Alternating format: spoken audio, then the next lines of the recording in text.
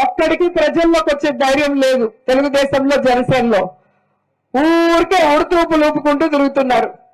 ఇప్పుడు మనం చేపట్టే ఈ కార్యక్రమంతో గ్రామాల్లో రావడానికి తెలుగుదేశం జనసేన భయపడే విధంగా మనం తీసుకెళ్లాలి ఈ కార్యక్రమాన్ని. ఎందుకంటే ఈ సంవత్సర కాలంలో చంద్రబాబు నాయుడు పరిపాలన చూసి తెలుగుదేశం వాళ్ళు ఈ గడప గడపకు తెలుగుదేశం మీటింగ్కి వాళ్ళతో మనం కలిస్తే మనని జనాలు కొడతారు అని జనసేన వాళ్ళు ఇప్పుడు తప్పించుకున్నారు.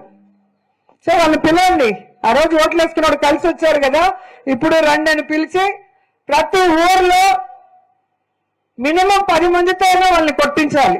ఒకరుంటే 15, ఇద్దరుంటే 30, ముగ్గురుంటే 45 అని యాంకరింగ్ చేస్తాడు మైక్ ఒకటి పెట్టుకొని చంద్రబాబు నాయుడు. తమ్ముళ్ళు అవునా కాదా? తమ్ముళ్ళు ఒకరుంటే 15,000, ఇద్దరుంటే 30,000, ముగ్గురుంటే 45,000. ఇప్పుడు వాయిస్ రాదు, భయమేస్తుంది. ఇప్పుడు చెయ్యాలంటే భయమేస్తుంది అంటాడు.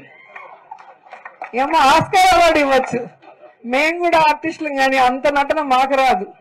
మమ్మల్ని మించిపోయే పర్ఫార్మెన్స్ చేస్తాడు ఆయన. జగన్మోహన్ రెడ్డి గారు ఒక్క బిడ్డ ఉంటేనే 85 లక్షల మందికి ఇచ్చాం. ఈరోజు గాల్లో గెలిచిపోతే ఇట్లే ఉంటుంది. ఏం భయం ఉంటుంది, ఏం ప్రేమ ఉంటుంది? కాబట్టి మీ ద్వారా చెప్తున్నాను, నిన్న మాట్లాడినోడికి, నిజంగా నువ్వు ప్రజల అభిమానంతో గెలిచాను, నువ్వేదో డెవలప్ చేసేసాను ఈ 1 year లో అనుకుంటే ఏ విలేజ్ కో చెప్పండి, మీ మేనిఫెస్టో తీసుకురండి, మీరు ఇచ్చిన బాండ్స్ తీసుకురండి, మేము వస్తాం.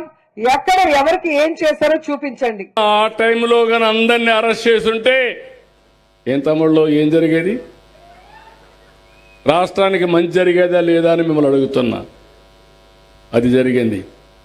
నిన్నొచ్చారు, నేను ఎక్కడికి పోయినా 5 ఏళ్ళు ఎక్కడా బయట రానేలేదు. ఇంటికి కూడా తాళాలేసి, గేట్లకు తాళాలేసి బయట రానియకుండా ఎదించారు. విశాఖపట్నం పోతే, తిరుపతికి వెళ్తే ఎయిర్పోర్ట్ని తిరిగి పంపించారు. నేను ఆ పని చేయదలుచుకోలేదు. మొన్న వెళ్ళాడు. ఎందుకు వెళ్ళారు? గంజాయి బ్యాచ్ రౌడీని పలకరించడానికి రౌడీ షీటర్ కోసం వెళ్తారా మీరు? అంటే ఏం మెసేజ్ ఇస్తున్నారు? అక్కడ పోయి మొత్తం మార్కెట్ కమిటీ అంతా విధ్వంసం చేశారు. నిన్న పోయారు, 1 సంవత్సరం మునుపు చనిపోయాడు. నేను ముఖ్యమంత్రి కాలా అప్పటికి. నేను జూన్ 12వ తారీఖున ప్రమాణ స్వీకారం చేసి అంత మునిపే చనిపోయాడు. ఆయన ముఖ్యమంత్రిగా ఉన్నప్పుడే చనిపోయాడు, ఆత్మహత్య చేసుకున్నాడు. మొన్న పోయాడు. పోతే బల ప్రదర్శన, రౌడీయిజం, ఇష్టానుసారంగా పోలీసులు చెప్పారు, మీరు వెళ్ళండి, తక్కువ మందితో వెళ్ళండి, అక్కడికి వెళ్ళి పరామర్శించండి, రండి. మీటింగ్ పెట్టుకోవాలంటే పెద్ద ప్లేస్లో పెట్టుకోండి.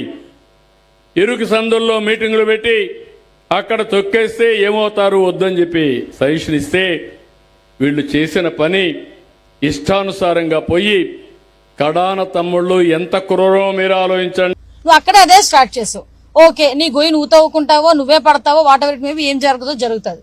కానీ ఒకటేంటంటే తల్లి పాలు తాగి రొమ్ము గుద్దే రకాలంటారు. వాళ్ళని మనుషుల జాతుల కింద కూడా లెక్క తీసేయాలి. వాళ్ళు ఏంటంటే తెలుగుదేశం పార్టీలో ఓనమాలు తీసుకొని, తెలుగుదేశం పార్టీలు ఇదే బోనమ్మ గారి కాళ్ళ దగ్గర ఉండి కాళ్ళకి నమస్కారాలు పెట్టుకుని 2 సార్లు టికెట్లు సంపాదించుకొని 2 సార్లు కూడా చెంప చెల్లుమంటే ఓడిపోయి బయటకు వచ్చి ఈవిడ కూడా పవన్ కళ్యాణ్ గారి గురించి, లోకేష్ గారి గురించి, చంద్రబాబు నాయుడు గారి గురించి, బోనమ్మ గారి గురించి మాట్లాడుతూ ఉంటే నిజంగా ఆవిడకి సిగ్గనిపించట్లేదేమో కానీ తీసిన కెమెరా వాళ్ళకి సిగ్గనిపిస్తుంది, చూసిన జనాలకి కూడా అయ్యారా రామచంద్ర మళ్ళా వచ్చిందిరా బాబు అనిపిస్తుంది. మొన్ననే నువ్వు ఇలా వాగిన దానికే బండా సత్యనారాయణమూర్తి గారు నీ బండారం అంతా బయట పెడితే లబో దీపం అన్నావు. ఇక్కడ ఆవిడ కూడా నేను సపోర్ట్ చేయట్లేదని చెన్నై పారిపోయి ఆ హీరోయిన్లందరినీ పిలుచుకొని వచ్చి నా గురించి మాట్లాడండి, నా గురించి ట్వీట్లు పెట్టండి అని అడుక్కున్నావు. ఇంకా సిగ్గు రాకపోతే ఎలాగా? ఇంకా బుద్ధి రాకపోతే ఎలాగా? నువ్వు సిబిఐ ఎంక్వైరీ గురించి మాట్లాడడం ఏంటి? నిజంగా సిబిఐ ఎంక్వైరీ వేయాలి అనుకుంటే కనుక ఎక్కడ నువ్వు కంగారు పడకమ్మా. ఇప్పుడు పరిస్థితి ఎలా ఉందంటే, మొన్నటి వరకు శాండ్, ల్యాండ్, వైన్, మైన్ మీద వెళ్ళిన ఈ గవర్నమెంట్ ఇప్పుడు తెలుగుదేశం పార్టీ కార్యకర్త ఎలక్షన్ దగ్గర పడే కొద్దీ కోర్టు, కేసు, బెయిలు, జైలు వీటి మీద నడుస్తోంది. ఇది మాకే కాదు మీకు కూడా వర్తిస్తుంది డెఫినెట్ గా.